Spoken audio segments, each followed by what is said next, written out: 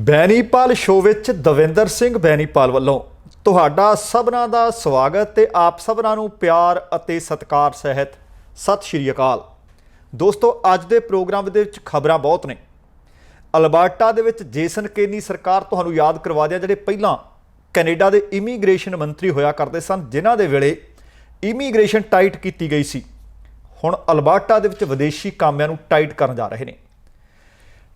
ਰਾਸ਼ਟਰਪਤੀ ਟਰੰਪ ਦੇ ਸਮਰਥਕ ਨਿਊਯਾਰਕ ਪੁਲਿਸ ਦੇ ਇੱਕ ਪੁਲਿਸ ਅਫਸਰ ਨੂੰ ਟਰੰਪ 2020 ਬੋਲਣਾ ਮਹਿੰਗਾ ਪਿਆ ਹੈ। ਤੇ ਇੱਕ ਝੂਠ ਕਿੱਥੇ ਤੱਕ ਇਨਸਾਨ ਨੂੰ ਲੈ ਜਾਂਦਾ ਹੈ, ਇਹ ਵੀ ਖਬਰ ਹੈ। ਇਨਕਮ ਵਿਭਾਗ ਨੇ ਛਾਪੇਮਾਰੀ ਕੀਤੀ ਹੈ ਤੇ ਕਰੋੜਾਂ ਦੀ ਕੀਤੀ ਜ਼ਬਤ ਦੀ ਨਗਦ। ਜ਼ਹਿਰੀਲੀ ਸ਼ਰਾਬ ਮਾਮਲੇ ਦੇ ਵਿੱਚ ਲਗਭਗ 120 ਮੁਲਜ਼ਮਾਂ ਦੇ ਖਿਲਾਫ ਚਲਾਨ ਪੇਸ਼ ਕੀਤਾ ਗਿਆ। ਕਿਸਾਨਾਂ ਨੇ ਵੱਡੇ ਐਕਸ਼ਨ ਦਾ ਐਲਾਨ ਕੀਤਾ ਗਿਆ ਤੇ ਉਧਰ ਕੇਰਲਾ ਸਰਕਾਰ ਨੇ ਕਿਸਾਨਾਂ ਦੇ ਹੱਕ ਵਿੱਚ ਹਾਦਾ ਨਾਅਰਾ ਮਾਰਦਿਆਂ ਸਬਜ਼ੀਆਂ ਦਾ ਵੀ ਘੱਟੋ ਘੱਟ ਸਮਰਥਨ ਮੁੱਲ ਤੈਅ ਕਰਨ ਦਾ ਐਲਾਨ ਕਰ ਦਿੱਤਾ ਹੈ।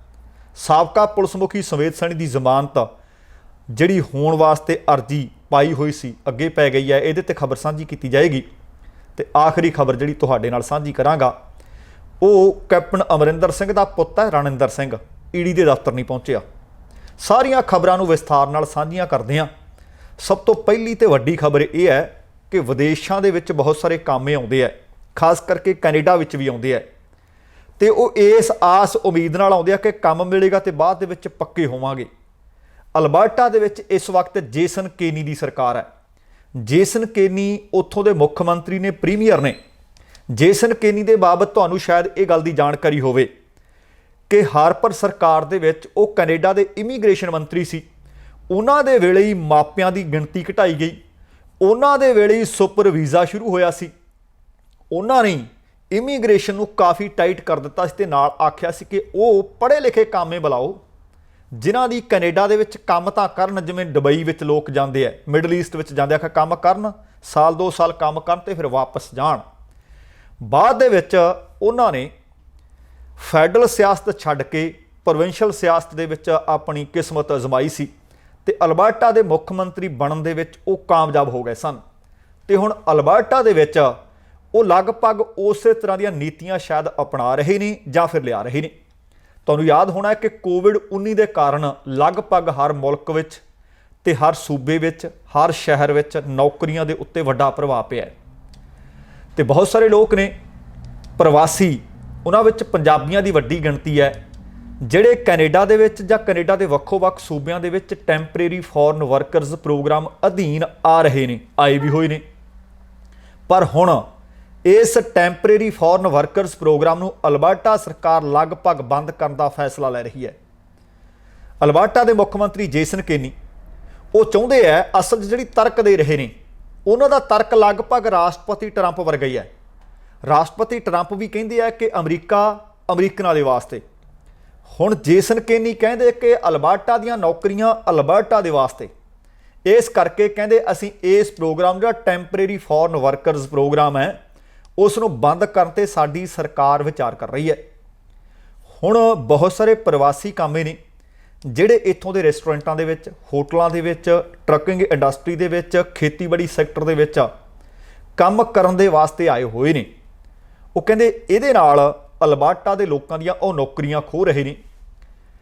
ਹੁਣ ਘੱਟੋ ਘੱਟ ਉਹ ਕਹਿੰਦੇ ਜੇਕਰ ਅਸੀਂ ਅਲਬਰਟਾ ਦੀ ਸਰਕਾਰ ਇਸ ਉੱਤੇ ਕਦਮ ਫੌਰੀ ਤੌਰ ਤੇ ਉਠਾ ਲੈਂਦੇ ਆ ਤਾਂ 1300 ਅਲਬਰਟਾ ਦੇ ਲੋਕਾਂ ਦੀਆਂ ਨੌਕਰੀਆਂ ਅਸੀਂ ਸੁਰੱਖਿਅਤ ਕਰ ਸਕਾਂਗੇ। ਹੁਣ ਵੇਖਦੇ ਹਾਂ ਕਿ ਆਉਣ ਵਾਲੇ ਦਿਨਾਂ ਦੇ ਵਿੱਚ ਉਹ ਇਹਦੇ ਉੱਤੇ ਫੌਰੀ ਤੌਰ ਤੇ ਕੋਈ ਕਦਮ ਚੁੱਕਦੇ ਆ ਜਾਂ ਨਹੀਂ। ਪਰ ਬਹੁਤ ਸਾਰੇ ਲੋਕਾਂ ਵਾਸਤੇ ਇਹ ਅਲਾਰਮ ਹੈ।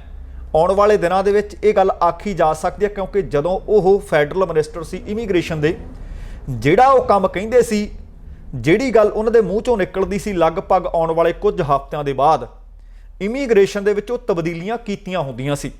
ਸੋ ਉਮੀਦ ਕੀਤੀ ਜਾ ਰਹੀ ਹੈ ਕਿ ਅਲਬਰਟਾ ਸਰਕਾਰ ਆਉਣ ਵਾਲੇ ਦਿਨਾਂ ਦੇ ਵਿੱਚ ਫੌਰੀ ਤੌਰ ਤੇ ਇਸ ਚੀਜ਼ ਤੇ ਕਦਮ ਚੁੱਕੇਗੀ। ਹੁਣ 3 ਨਵੰਬਰ ਨੂੰ ਰਾਸ਼ਟਰਪਤੀ ਅਹੁਦੇ ਦੀ ਚੋਣ ਹੋ ਰਹੀ ਹੈ ਅਮਰੀਕਾ ਦੇ ਵਿੱਚ। ਪਰ ਬਹੁਤ ਸਾਰੇ ਲੋਕ ਨੇ ਜਿਹੜੇ ਰਾਸ਼ਟਰਪਤੀ ਟਰੰਪ ਦੇ ਸਮਰਥਕ ਨੇ, ਬਹੁਤ ਸਾਰੇ ਲੋਕ ਨੇ ਜਿਹੜੇ ਜੋ ਬਾਈਡਨ ਦੇ ਸਮਰਥਕ ਨੇ, ਕਿਉਂਕਿ ਇਹਨਾਂ ਮੁਲਕਾਂ ਵਿੱਚ ਇੱਕ ਗੱਲ ਪੱਕੀ ਹੈ ਕਿ ਲੋਕ ਪਾਰਟੀਆਂ ਨਾਲ ਬੱਝੇ ਹੋਏ ਆ। ਕੋਈ ਰਿਪਬਲਿਕਨ ਹੈ ਤਾਂ ਰਿਪਬਲਿਕਨ ਚੰਗਾ ਕੰਮ ਕਰਦੀ ਹੈ, ਮੰਦਾ ਕਰਦੀ ਹੈ, ਉਹ ਰਿਪਬਲਿਕਨ ਰਹਿੰਦਾ ਹੈ। दूसरे पासे जे डेमोक्रेट्स चंगा काम करते हैं मंदा काम करते हैं डेमोक्रेट्स रहते। इत्थों तक तो लोग ये भी कहते हैं कि आ स्टेट डेमोक्रेट आ स्टेट रिपब्लिकन है। लगभग उत्थों नतीजे भी उस तरह के आते हैं। मैं भी बीते दिनों में कई बार भावें खबर निरपक्षता नाल पेश की जाए तो उन्होंने ये लगन लग पैंदा। हुण कल की खबर सी, कल खबर लगभग हर छोटे वड्डे अखबार में छपी कि इन्ने भारती से जिन्होंने अमरीका दे विच गैर कानूनी दाखल हुंदियां नूं गिरफ्तार किया गया। कई कमेंट मैं पढ़े, कहते लगता कि जिवें तुसीं ट्रंप विरोधी होवो। गल इत्थे सवाल ये नहीं कि असीं ट्रंप विरोधी हाँ जां ट्रंप समर्थक हैं। साडा इस कुर्सी ते बैठ के किसी की विरोधता जां समर्थन करना नहीं, पर तत्थ तुहाडे सामने रखना साडा फर्ज है। लगभग इस तरह की कोई खबर हो रही है। न्यूयॉर्क पुलिस डिपार्टमेंट ने अपने एक पुलिस अफसर नूं एक वीडियो देखण तो बाद, क्योंकि वो लाउड स्पीकर दे विच ट्रंप 2020 बोलदा नज़र आ रहा सी, बिना तनख्वाह तो मुअत्तल कर दिता है। वो कहते विभागी नियमां की तुसीं उलंघना की है, इसे कारण करके तुहानूं मुअत्तल किया जा रहा है। पुलिस विभाग ने कहा कि ये आदेश तुरंत प्रभावी कर दिए गए तो घटना की जांच भी की जा रही है। जिहड़े कमिश्नर ने डरमाड शिया ने ट्वीट किया, वो कहते इस अधिकारी का इस पुलिस अफसर का सानूं वरताओ नहीं चंगा लग्या। उन्होंने कहा कि पुलिस कर्मचारियों का जां पुलिस अफसरों का काम सियासत तो प्रभावित होना नहीं। कहते मुअत्तल किए गए असी पुलिस अफसर का हाले नाम तो नहीं जनतक कर सकते, पर न्यूयॉर्क के मेयर ने बिल डी बलासियो उन्होंने भी तुरंत कार्रवाई करने का वादा किया। उन्होंने भी ट्वीट कर दिता। वो कहते जिहड़ा पुलिस अफसर ड्यूटी ते है वह सियासी एजेंडा कोई नहीं, वो उस वक्त किसी ए जां बी पार्टी का पुलिस अफसर नहीं, वो लोगों की सर्विस के विच हाज़र है, जिसके कारण तुरंत न्यूयॉर्क के मेयर ने भी कार्रवाई करने के आदेश दिते। वो कहते पुलिस अफसर किसी पार्टी का प्रचार करने वास्ते नहीं रखे हुए, ये जनता की सुरक्षा के वास्ते रखे हुए है। खास करके जो वर्दी पाई हुई है ड्यूटी ते तैनात ने, वो अपनी कोई निजी राय नहीं दे सकते। हुण उहदे तो बाद तुसीं वेख्या होना बहुत सारे ने कि वीडियो है, एक कोई व्यक्ति उन्हां दे नाल गलबात करता है, सड़क ते जा रहे व्यक्ति दे नाल वो एक टिप्पणी इस तरह करता है तो वो वीडियो भी बना रहा है। वीडियो दे विच नज़र आ रहा पुलिस वाला कहना ऐ करी इनू यूट्यूब ते भी पा दी, इनू फेसबुक ते भी चाढ़ दी, तो उहदे चों ट्रंप 2020 कहता नज़र आ रहा। तो उन्होंने ये कहना महंगा पै गया कि किसी एक व्यक्ति या किसी एक पार्टी का समर्थन वर्दीधारी ड्यूटी ते तैनात होंदियां कीता नहीं जा सकता। सो हुण अगली गल, आम तौर पर बहुत सारे आपां लोग हाँ, लगभग सारे ही आपां उहदे विच शामिल हाँ, कई बारी किसी छोटी जी गल नूं लैके झूठ बोल दिंदे आ। पर झूठ एक तुहानूं पहिलां तां इह है कि वार-वार झूठ बोलण वास्ते मजबूर करदा है, ते कई बारी किस हद तक इंसान नूं जाना पै सकदा है। आ खबर भी कैनेडा दी है। कैनेडा दे विच सूबा है ओंटेरियो, ते ओंटेरियो दे विच शहर पैंदा मार्खम। इत्थों दा एक 24 वरियां दा नौजवान, ते इस नौजवान ने अदालत दे विच कबूल किया कि उन्हें अपने परिवार के 4 जीआं दा कतल किया है। कल उहदी अदालत दे विच पेशी हुई है। तो पिछलियां गर्मियां के दौरान इस 24 वरियां के नौजवान ने एक झूठ बोलण के बदले या झूठ नूं लुकाउण दे कारण अपनी माँ, अपने बाप, अपनी भैन ते अपनी दादी का कतल किया। तो इक्को ही टाइम नहीं किया, दिन इक्को ही सी, पर कुछ घंटिया तो बाद वो एक तो बाद एक अपने परिवारक मैंबर नूं मौत के घाट उतारदा गया। तो अगले की उड़ीक करता रहा, तो उन्नी देर विचकार वीडियो गेम खेडण लग पैंदा सी। मैनज जामन नां दे इस दोषी ने वर्चुअल सुनवाई के दौरान अपनी गलती भी मनी, उहदे ते मुआफ़ी भी मंगी। ये वाकया बीते बरे 27 जुलाई नूं होया सी, ते पुलिस नूं एक एमरजेंसी कॉल 911 ते जांदी है। जद पुलिस इन्हां दे घर दे विच दाखल होंदी है तां इह दरवाजे ते खड़ा सी ते लाशां आले दुआले पईयां सन। पुलिस ने उस वक्त इस नौजवान नूं हिरासत विच लिया, ते बाद दे विच मृतकां दी जिहड़ी पहचान हुई सी, इस लड़के की 50 साला माँ मुमताज़ बेगम, 59 साला बाप मनोरीज जामन, 70 साला इस लड़के की दादी फिरोज़ा बेगम अते इस लड़के की 21 वरियां दी भैन मलीशा जामन, उन्हां दी पहचान हुई सी। जांच दे विच पता लग्या सी कि उसने अपनी माँ का सब तो पहला कतल किया, तो फिर लगभग 1 घंटे तो बाद उसने अपनी दादी माँ का कतल किया, तो फिर वीडियो गेम खेडण लग पिया। क्योंकि उस वक्त ਇਸ ਲੜਕੇ ਦਾ ਬਾਪ ਅਤੇ ਭੈਣ ਘਰ ਦੇ ਵਿੱਚ ਨਹੀਂ ਸਨ ਤੇ ਉਹਨਾਂ ਦੇ ਇੰਤਜ਼ਾਰ ਦੇ ਵਿੱਚ ਇਹ ਗੇਮ ਖੇਡਦਾ ਰਿਹਾ। ਰਾਤ ਨੂੰ ਫਿਰ ਉਸਨੇ ਆਪਣੀ ਭੈਣ ਦਾ ਕਤਲ ਕੀਤਾ ਤੇ ਲਗਭਗ ਘੰਟੇ ਕੁ ਬਾਅਦ ਪਿਤਾ ਕੰਮ ਤੋਂ ਆਏ ਤੇ ਬਾਅਦ ਦੇ ਵਿੱਚ ਆਪਣੇ ਬਾਪ ਨੂੰ ਮੌਤ ਦੇ ਘਾਟ ਉਤਾਰਿਆ। ਜਾਂਚ ਅਧਿਕਾਰੀਆਂ ਨੇ ਦੱਸਿਆ ਕਿ ਸਾਰੀਆਂ ਦੀਆਂ ਮੌਤਾਂ ਸਿਰ ਦੇ ਵਿੱਚ ਕੋਈ ਚੀਜ਼, ਕੋਈ ਸੱਟ ਮਾਰ ਕੇ ਕੀਤੀ ਗਈ ਸੀ ਤੇ ਬਾਅਦ ਦੇ ਵਿੱਚ ਇਸਨੇ ਉਹਨਾਂ ਦੇ ਗਰਦਨਾਂ ਵੱਢ ਦਿੱਤੀਆਂ ਸਨ। ਤੇ ਕਤਲ ਤੋਂ ਬਾਅਦ ਫਿਰ ਇਸ 24 ਵਰਿਆਂ ਦੇ ਨੌਜਵਾਨ ਨੇ ਆਪਣੇ ਦੋਸਤ ਨੂੰ ਦੱਸਿਆ ਕਿ ਮੈਂ ਇੰਜੀਨੀਅਰਿੰਗ ਦੀ ਪੜ੍ਹਾਈ ਕਰ ਰਿਹਾ ਸੀ। ਸਾਲ 2015 ਦੇ ਵਿੱਚ ਉਹ ਫੇਲ ਹੋ ਗਿਆ। ਜਦ ਫੇਲ ਹੋ ਗਿਆ, ਫੇਲ ਹੋਣ ਤੋਂ ਬਾਅਦ ਉਹਨੇ ਕਾਲਜ ਛੱਡ ਦਿੱਤਾ। ਸਾਰਾ ਦਿਨ ਹੁਣ ਉਹ ਗੁਜ਼ਾਰਦਾ ਕਿੱਥੇ ਸੀ? ਸਾਰਾ ਦਿਨ ਜਾਂ ਤਾਂ ਉਹ ਜਿਮ ਦੇ ਵਿੱਚ ਬਹਿੰਦਾ ਜਾਂ ਫਿਰ ਮਾਲ ਦੇ ਚੱਕਰ ਕੱਟਦਾ ਰਹਿੰਦਾ। ਪਰ ਉਸਦੇ ਪਰਿਵਾਰ ਨੂੰ ਲੱਗਦਾ ਸੀ ਕਿ ਸਾਡਾ ਮੁੰਡਾ ਇੰਜੀਨੀਅਰਿੰਗ ਦੀ ਪੜ੍ਹਾਈ ਕਰ ਰਿਹਾ ਹੈ ਤੇ ਆ 2019 ਜਿਹੜੇ ਸਾਲ ਦੇ ਵਿੱਚ ਆਪਣੇ ਸਾਰੇ ਪਰਿਵਾਰ ਦਾ ਕਤਲ ਕਰਦਾ ਹੈ, ਇਹਨੂੰ ਲੱਗਦਾ ਸੀ ਕਿ ਹੁਣ ਇਹ 2019 ਆ ਗਿਆ ਤੇ ਮੇਰੀ ਡਿਗਰੀ ਇਸ ਸਾਲ ਪੂਰੀ ਹੋ ਜਾਣੀ ਹੈ। ਤੇ ਮਾਪਿਆਂ ਨੂੰ ਆਪਣੇ ਬੱਚੇ ਦਾ ਇਹ ਸੀ ਕਿ ਇਹ ਹੁਣ ਇੰਜੀਨੀਅਰ ਬਣ ਕੇ ਘਰ ਪਰਤੇਗਾ।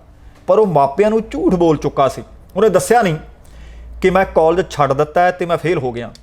ਲੱਗਦਾ ਸੀ ਕਿ ਉਹਨੂੰ ਨਤੀਜਾ ਘਰ ਦੇ ਪੁੱਛਣਗੇ ਤੇ ਇਹਦੇ ਨਾਲੋਂ ਬਿਹਤਰ ਹੈ ਕਿ ਇਹਨਾਂ ਨੂੰ ਨਤੀਜਾ ਦੱਸਿਆ ਜਾਵੇ ਤੇ ਆਪਾਂ ਕਿਉਂ ਨਾ ਇਸ ਝੂਠ ਨੂੰ ਲੁਕਾਉਣ ਦੇ ਵਾਸਤੇ ਸਾਰਿਆਂ ਨੂੰ ਮਾਰ ਮੁਕਾ ਦਈਏ।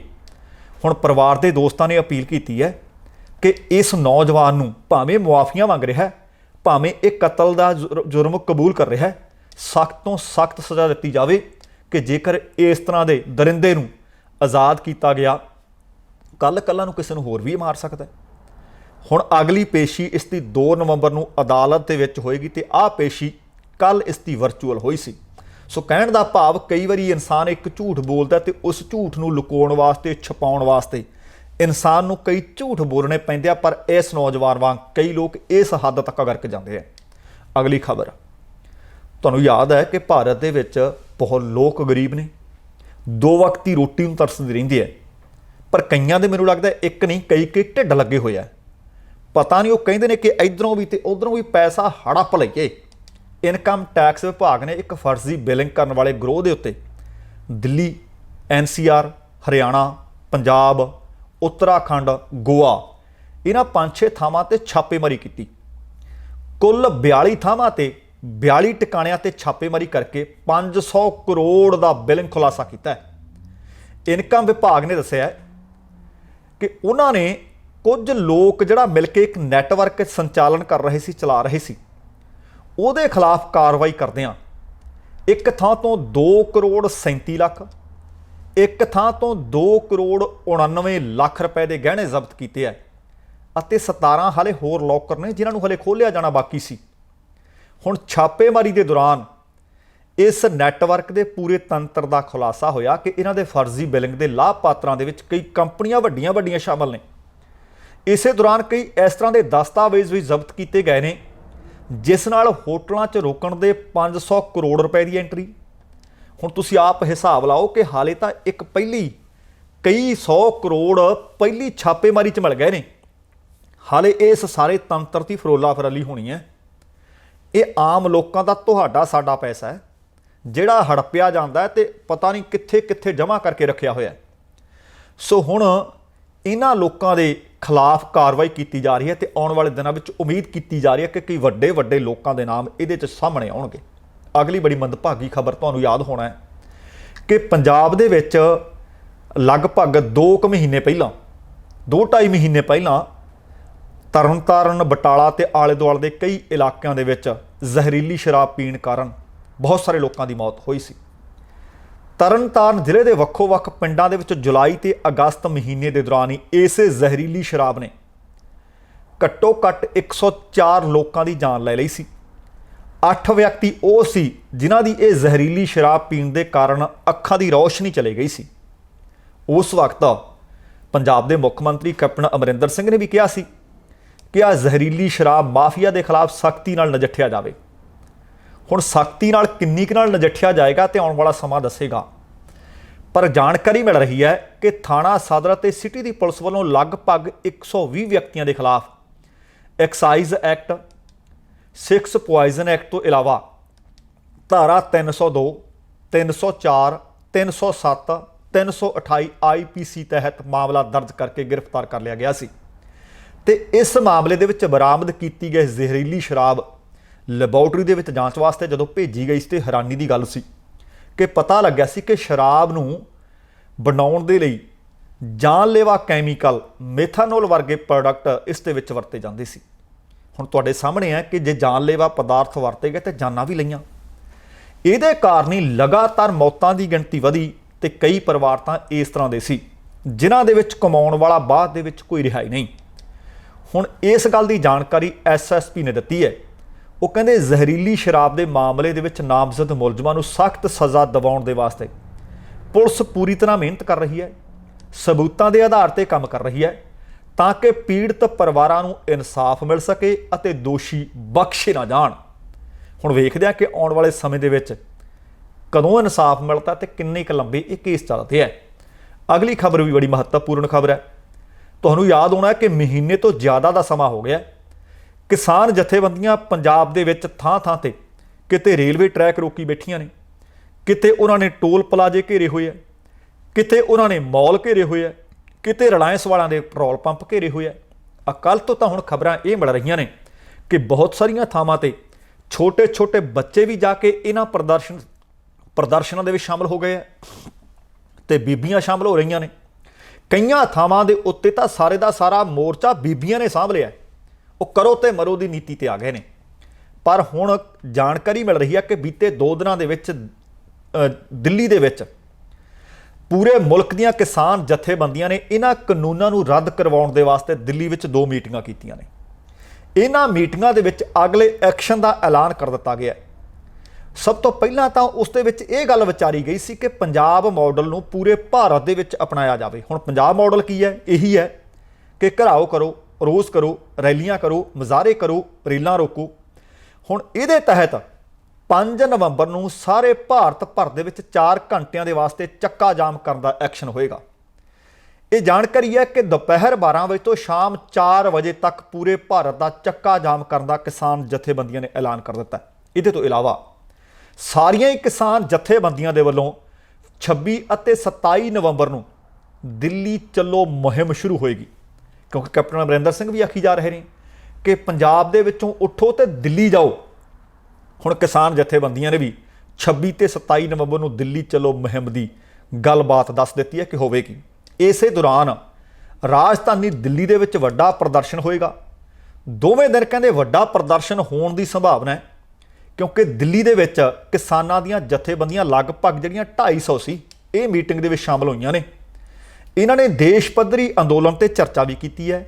ਮੀਟਿੰਗ ਦੇ ਵਿੱਚ ਪੰਜਾਬ ਦੀਆਂ 30 ਕਿਸਾਨ ਜਥੇਬੰਦੀਆਂ ਦੇ ਨੁਮਾਇੰਦਿਆਂ ਤੋਂ ਇਲਾਵਾ ਸੂਬੇ ਦੀਆਂ ਜਿਹੜੀਆਂ ਹੋਰ ਕਿਸਾਨ ਜਥੇਬੰਦੀਆਂ ਨੇ ਉਹਨਾਂ ਦੇ ਆਗੂ ਵੀ ਸ਼ਾਮਲ ਹੋਏ ਤੇ ਇਸ 2 ਦਿਨ ਦੀ ਮੀਟਿੰਗ ਦੇ ਵਿੱਚ ਇਹ ਵੀ ਗੱਲ ਸਾਹਮਣੇ ਆਈ ਹੈ ਕਿ ਸਿਰਫ ਕਿਸਾਨ ਜਥੇਬੰਦੀਆਂ ਹੀ ਨਹੀਂ, ਮਜ਼ਦੂਰ ਜਥੇਬੰਦੀਆਂ, ਹੋਰ ਸੰਘਰਸ਼ਸ਼ੀਲ ਜਥੇਬੰਦੀਆਂ ਸਾਰੀਆਂ ਨੂੰ ਨਾਲ ਲੈ ਕੇ ਪੂਰੇ ਭਾਰਤ ਦੇ ਵਿੱਚ ਚੱਕਾ ਵੀ ਜਾਮ ਕਰਨਾ ਤੇ ਪੂਰੇ ਦਿੱਲੀ ਦਾ ਵੀ ਘੇਰਾ ਪਾਉਣਾ। ਵੇਖਦੇ ਹਾਂ ਕਿ ਆਉਣ ਵਾਲੇ ਦਿਨਾਂ ਦੇ ਵਿੱਚ ਹੁੰਦਾ ਕੀ ਹੈ।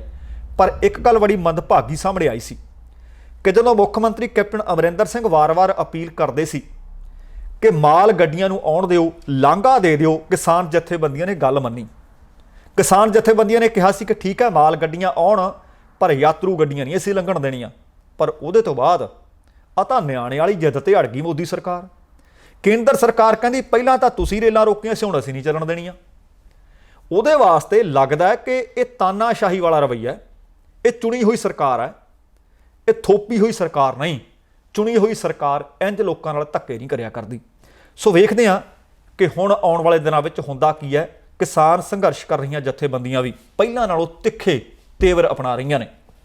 ਤੇ ਉਧਰ ਕੇਰਲਾ ਵਾਲੇ ਪਾਸਿਓਂ ਕਿਸਾਨਾਂ ਵਾਸਤੇ ਇੱਕ ਚੰਗੀ ਖਬਰ ਵੀ ਆਈ ਹੈ। ਬੀਤੇ ਦਿਨੀ ਤੁਹਾਡੇ ਨਾਲ ਮੈਂ ਜ਼ਿਕਰ ਕੀਤਾ ਸੀ ਕਿ ਪੰਜਾਬ ਵਿਧਾਨ ਸਭਾ ਦਾ ਖਾਸ ਇਜਲਾਸ ਸੱਦਿਆ ਗਿਆ। ਉਹਦੇ ਵਿੱਚ ਮੁੱਖ ਮੰਤਰੀ ਕੈਪਟਨ ਅਮਰਿੰਦਰ ਸਿੰਘ ਕਮਾਲ ਦੀ ਗੱਲ ਕਰ ਗਏ। ਕਮਾਲ ਦੀ ਗੱਲ ਇਸ ਕਰਕੇ ਕਿ ਤੁਸੀਂ ਕਣਕ ਤੇ ਝੋਨੇ ਦੀ ਕਮਾਲ ਕਰੀ ਜਾਂਦੇ ਹੋ ਕਿ ਪੰਜਾਬ ਦਾ ਕਿਸਾਨ ਸਿਰਫ ਕਣਕ ਤੇ ਝੋਨਾ ਹੀ ਬੀਜਦਾ। ਉਹ ਕਹਿੰਦੇ ਕਣਕ ਤੇ ਝੋਨੇ ਦਾ ਘੱਟੋ ਘੱਟ ਸਮਰਥਨ ਮੁੱਲ ਦਿੱਤਾ ਜਾਵੇ। ਪਰ ਕੇਰਲਾ ਦੇ ਮੁੱਖ ਮੰਤਰੀ ਪੀ ਵਿਜਯਨ ਨੇ ਕਮਾਲ ਕਰ ਦਿੱਤੀ ਹੈ। ਕੇਰਲਾ ਪੂਰੇ ਭਾਰਤ ਦਾ ਪਹਿਲਾ ਸੂਬਾ ਬਣ ਗਿਆ ਜਿੱਥੇ ਹੁਣ ਕਿਸਾਨਾਂ ਨੂੰ ਉਹਨਾਂ ਦੀਆਂ ਸਬਜ਼ੀਆਂ ਦਾ ਘੱਟੋ ਘੱਟ ਭਾਅ ਮਿਲਿਆ ਕਰੇਗਾ। ਇਹ ਸਬਜ਼ੀ ਉਤਪਾਦਨ ਲਾਗਤ ਤੋਂ ਕਹਿੰਦੇ 20% 20% ਵੱਧ ਹੋਇਆ ਕਰੇਗਾ। ਉਹ ਕਹਿੰਦੇ ਭਾਵੇਂ ਬਾਜ਼ਾਰ ਦੇ ਵਿੱਚ ਸਬਜ਼ੀਆਂ ਦੀ ਕੀਮਤ ਤੈਅ ਮੁੱਲ ਤੋਂ ਹੇਠਾਂ ਚਲੀ ਜਾਵੇ, ਪਰ ਕਿਸਾਨ ਨੂੰ ਜਿਹੜਾ MSP ਅਸੀਂ ਸੈੱਟ ਕਰ ਦਿਆਂਗੇ, ਸਬਜ਼ੀਆਂ ਦਾ ਘੱਟੋ ਘੱਟ ਭਾਅ ਤੇ ਹੀ ਸਬਜ਼ੀਆਂ ਖਰੀਦੀਆਂ ਜਾਣਗੀਆਂ। ਬਾਜ਼ਾਰ 'ਚ ਭਾਵੇਂ ਸਸਤੇ ਭਾਅ 'ਚ ਵਿਕਣ ਨਾ ਵਿਕਣ, ਉਹ ਕਿਸਾਨਾਂ ਨੂੰ ਉਸ ਗੱਲ ਦਾ ਕੋਈ ਲੈਣ ਦੇਣ ਨਹੀਂ ਹੋਏਗਾ। ਉਹਨਾਂ ਕਹਿੰਦੇ ਇਸ ਗੱਲ ਦੀ ਸਕੀਮ ਦੀ ਜਿਹੜੀ ਸ਼ੁਰੂਆਤ ਕਰਨੀ ਹੈ, ਉਹਦੇ ਵਿੱਚ 16 ਤਰ੍ਹਾਂ ਦੀਆਂ ਸਬਜ਼ੀਆਂ ਇਸ ਦਾਇਰੇ ਵਿੱਚ ਲਿਆਂਦੀਆਂ ਨੇ ਅਤੇ ਇਹ ਯੋਜਨਾ ਕੇਰਲਾ ਦਾ ਸਥਾਪਨਾ ਦਿਵਸ ਆਉਂਦਾ 1 ਨਵੰਬਰ ਨੂੰ। 1 ਨਵੰਬਰ ਤੋਂ ਕੇਰਲਾ ਰਾਜ ਦੇ ਵਿੱਚ ਸਬਜ਼ੀਆਂ ਦਾ ਘੱਟੋ ਘੱਟ ਸਮਰਥਨ ਮੁੱਲ ਤੈਅ ਕਰ ਦਿੱਤਾ ਗਿਆ ਹੈ ਕਿਸਾਨਾਂ ਵਾਸਤੇ। ਘੱਟੋ ਘੱਟ ਕੇਰਲਾ ਦੇ ਕਿਸਾਨਾਂ ਦੇ ਵਾਸਤੇ ਇਹ ਵੱਡੀ ਰਾਹਤ ਹੈ। ਚੰਗੀ ਗੱਲ ਹੈ ਕਿ ਇਸ ਐਲਾਨ ਤੋਂ ਬਾਅਦ ਪੰਜਾਬ ਕੀ ਤੇ ਹੋਰ ਕੀ ਬਾਕੀ ਸੂਬਿਆਂ ਨੂੰ ਵੀ ਇਸ ਤਰ੍ਹਾਂ ਦੀ ਪਹਿਲ ਕਦਮੀ ਕਰਨੀ ਚਾਹੀਦੀ ਹੈ। ਅਗਲੀ ਖਬਰ, ਕੱਲ੍ਹ ਵੀ ਤੁਹਾਡੇ ਨਾਲ ਗੱਲ ਸਾਂਝੀ ਕੀਤੀ ਸੀ, ਖਬਰ ਸਾਂਝੀ ਕੀਤੀ ਸੀ ਕਿ ਪੰਜਾਬ ਦੇ ਸਾਬਕਾ ਪੁਲਿਸ ਮੁਖੀ ਸੁਮੇਧ ਸੈਣੀ ਸਿੱਟ ਨੇ 4 ਵਾਰ ਸੱਦਿਆ, 2 ਵਾਰ ਥਾਣੇ ਗਏ। ਪਰ ਕੱਲ੍ਹ ਜਦੋਂ ਪਰਸੋਂ ਥਾਣੇ ਗਏ ਸੀ, ਸੋਮਵਾਰ ਵਾਲੇ ਦਿਨ, ਉਹ ਇੰਝ ਲੱਗਦਾ ਸੀ ਜਿਵੇਂ ਹਾਲੇ ਵੀ ਆਪਣੇ ਆਪ ਨੂੰ DGP ਸਮਝਦੇ ਹੋਣ। ਸੰਤਰੀ ਨੂੰ ਧੱਕਾ ਮਾਰ ਕੇ ਅੰਦਰ ਲੰਘੇ, ਅੰਦਰ ਜਾ ਕੇ ਕੁਰਸੀ ਤੇ ਬੈਠੇ। 100 ਉਹਨਾਂ ਨੂੰ ਸਵਾਲ ਕੀਤਾ ਗਿਆ। ਉਹਨਾਂ ਨੂੰ ਪੁੱਛਿਆ ਸੀ ਕਿ ਦੱਸੋ, ਬਲਵੰਤ ਸਿੰਘ ਜੇਈ ਨੂੰ ਘਰੋਂ ਚੁੱਕਿਆ ਸੀ, ਜ਼ਬਰੀ ਚੁੱਕਿਆ ਸੀ, ਤਸ਼ੱਦਦ ਢਾਇਆ ਸੀ, ਉਹ ਤੁਹਾਡੀ ਹਿਰਾਸਤ ਤੋਂ ਭੱਜਿਆ ਸੀ ਜਾਂ ਤੁਸੀਂ ਮਾਰ ਮੁਕਾਇਆ ਸੀ? ਕਿਸੇ ਵੀ ਸਵਾਲ ਦਾ ਜਵਾਬ ਉਹਨਾਂ ਨੇ ਤਸੱਲੀ ਬਖਸ਼ ਨਹੀਂ ਦਿੱਤਾ। ਜਦੋਂ ਬਾਅਦ ਦੇ ਵਿੱਚ ਪੱਤਰਕਾਰਾਂ ਨੇ ਪੁੱਛਿਆ, ਕਹਿੰਦੇ ਸਮਾਂ ਆਉਣ 'ਤੇ ਦੱਸ ਦਿਆਂਗਾ। ਹੁਣ ਉਹਨਾਂ ਨੇ ਇੱਕ ਰਿਟ ਪਾਈ ਸੀ ਇਸੇ ਹੀ ਕੇਸ ਦੇ ਵਿੱਚ, ਬਲਵੰਤ ਸਿੰਘ ਮੁਲਤਾਨੀ ਵਾਲੇ ਕੇਸ ਦੇ ਵਿੱਚ। ਉਹ ਕਹਿੰਦੇ ਸੀ ਕਿ 3 ਦਹਾਕੇ ਪਹਿਲਾਂ ਜਿਸ ਮਾਮਲੇ ਦੇ ਵਿੱਚ ਬਲਵੰਤ ਸਿੰਘ ਮੁਲਤਾਨੀ ਨੂੰ ਅਗਵਾ ਕੀਤਾ ਜਾਂਦਾ ਹੈ, ਗੰਭੀਰ ਦੋਸ਼ਾਂ ਦਾ ਜਿਸ ਦੇ ਲਈ ਇਹ ਸਾਹਮਣਾ ਕਰ ਰਹੇ ਨੇ, ਉਹ ਕਹਿੰਦੇ ਸੀ ਸੁਮੇਧ ਸੈਣੀ ਦੀ ਜ਼ਮਾਨਤ ਰੱਦ ਕੀਤੀ ਜਾਵੇ। ਪਰ ਹੁਣ ਰੱਦ ਕਰਨ ਵਾਲੀ ਜਿਹੜੀ ਇਹ ਪਟੀਸ਼ਨ ਸੀ, ਇਹ ਟਲ ਗਈ ਹੈ। ਤੁਹਾਨੂੰ ਸ਼ਾਇਦ ਯਾਦ ਹੋਵੇ ਕਿ ਬੀਤੀ 11 ਮਈ ਨੂੰ ਮੋਹਾਲੀ ਦੀ ਅਦਾਲਤ ਨੇ ਸੁਮੇਧ ਸੈਣੀ ਨੂੰ ਇੱਕ ਵੱਡੀ ਰਾਹਤ ਦਿੱਤੀ ਸੀ। ਉਹਨਾਂ ਦੀ ਅਗਾਊਂ ਜ਼ਮਾਨਤ ਅਰਜ਼ੀ ਮਨਜ਼ੂਰ ਕਰ ਲਈ ਸੀ। ਅਦਾਲਤ ਨੇ ਸਾਬਕਾ DGP ਨੂੰ ਆਦੇਸ਼ ਵੀ ਦਿੱਤੇ ਸੀ ਕਿ ਉਹ ਪੁਲਿਸ ਜਾਂਚ ਵਿੱਚ ਸ਼ਾਮਲ ਹੋਇਆ ਕਰਨ। ਅਦਾਲਤ ਨੂੰ ਦੱਸੇ ਬਗੈਰ ਆਪਣੇ ਘਰ ਤੋਂ ਬਿਲਕੁਲ ਬਾਹਰ ਨਾ ਜਾਣ, ਬਸ਼ਰਤੇ ਉਹਨਾਂ ਨੂੰ ਕੋਈ ਮੈਡੀਕਲ ਐਮਰਜੈਂਸੀ ਨਾ ਹੋਵੇ। ਹੁਣ ਸਰਕਾਰੀ ਵਕੀਲ ਨੇ ਦੱਸਿਆ ਕਿ ਸੁਮੇਧ ਸੈਣੀ ਨੇ ਬੀਤੇ ਸਮੇਂ ਦੌਰਾਨ ਅਦਾਲਤ ਨੂੰ, ਸਿੱਟ ਨੂੰ ਬਿਨਾਂ ਦੱਸੇ ਬਗੈਰ ਇਸ ਗੱਲ ਦੀ ਹੁਕਮ ਅਦੂਲੀ ਅਦਾਲਤ ਦੀ ਕੀਤੀ ਹੈ, ਉਲੰਘਣਾ ਕੀਤੀ ਹੈ। ਕਿਉਂਕਿ ਜਿਹੜੇ ਉਹਨਾਂ ਦੇ ਆਲੇ ਦੁਆਲੇ ਸਿਕਿਉਰਿਟੀ ਵਾਲੇ ਲਾਏ ਹੋਏ ਸੀ, ਉਹ ਵੀ ਕਹਿੰਦੇ ਸੀ ਸਾਨੂੰ ਪਤਾ ਨਹੀਂ।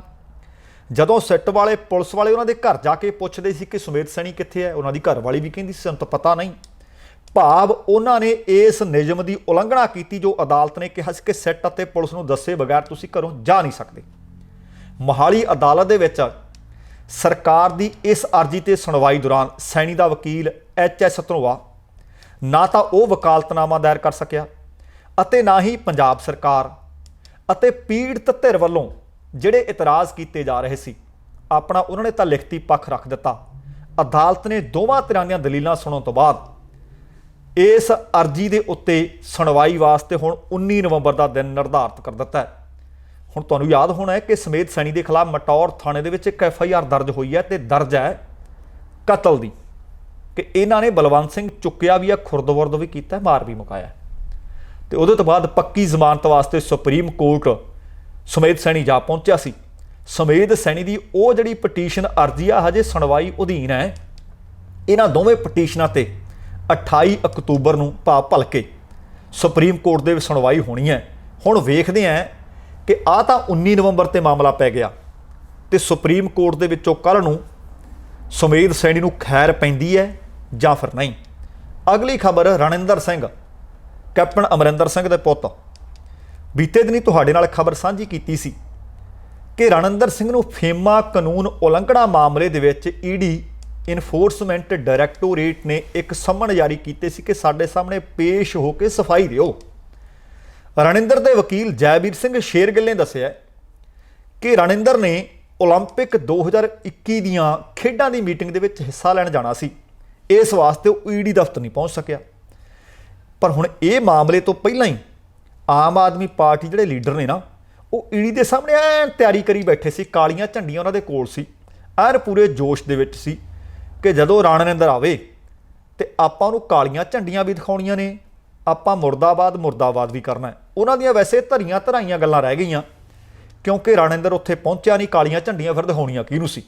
ਅਸਲ ਦੇ ਵਿੱਚ ਜੇਕਰ ਇਸ ਕੇਸ ਦੀ ਪਿੱਠ ਭੂਮੀ ਤੇ ਨਜ਼ਰ ਮਾਰੀਏ ਤਾਂ ਰਣਿੰਦਰ ਨੂੰ ਸਾਲ 2016 ਦੇ ਸ਼ੁਰੂ ਦੇ ਵਿੱਚ ਫੇਮਾ ਐਕਟ ਦੀ ਉਲੰਘਣਾ ਕਰਨ ਤੇ ਬੁਲਾਇਆ ਗਿਆ ਸੀ, ਪਰ ਉਹ ਕਹਿੰਦੇ ਸੀ ਕਿ ਇਨਕਮ ਟੈਕਸ ਮਹਿਕਮੇ ਵੱਲੋਂ ਮੈਨੂੰ ਬੁਲਾਇਆ ਤਾਂ ਗਿਆ ਸੀ ਅਤੇ ਅਦਾਲਤ ਦੇ ਵਿੱਚ ਇੱਕ ਮਾਮਲਾ ਵੀ ਦਾਇਰ ਤਾਂ ਕੀਤਾ ਗਿਆ ਸੀ, ਪਰ ਕੈਪਟਨ ਅਮਰਿੰਦਰ ਸਿੰਘ ਵੀ ਆਖੀ ਜਾਂਦਾ ਹੈ ਤੇ ਰਣਿੰਦਰ ਸਿੰਘ ਵੀ ਆਖੀ ਜਾਂਦਾ ਹੈ ਕਿ ਇਹਦੇ ਵਿੱਚੋਂ ਕੱਢਣ ਪਾਉਣ ਵਾਲਾ ਕੁਝ ਨਹੀਂ, ਪਰ ਜੇ ਕੱਢਣ ਪਾਉਣ ਵਾਲਾ ਕੁਝ ਨਹੀਂ ਤਾਂ ਈਡੀ ਨੂੰ ਦੱਸੋ, ਜਾ ਕੇ ਈਡੀ ਦੇ ਸਾਹਮਣੇ ਪੇਸ਼ ਤਾਂ ਹੋਣਾ ਪਏਗਾ।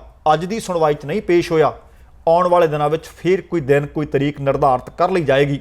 ਵੇਖਦੇ ਹਾਂ ਕਿ ਰਣਿੰਦਰ ਸਫਾਈ ਵਿੱਚ ਕੀ ਦਿੰਦੇ ਨੇ ਤੇ ਈਡੀ ਇਹਨਾਂ ਤੋਂ ਕਿਸ ਤਰ੍ਹਾਂ ਦੇ ਸਵਾਲ ਪੁੱਛਦੀ ਹੈ। ਦੋਸਤੋ, ਇਹ ਸਨ ਖਬਰਾਂ, ਇਹ ਸਨ ਜਾਣਕਾਰੀਆਂ।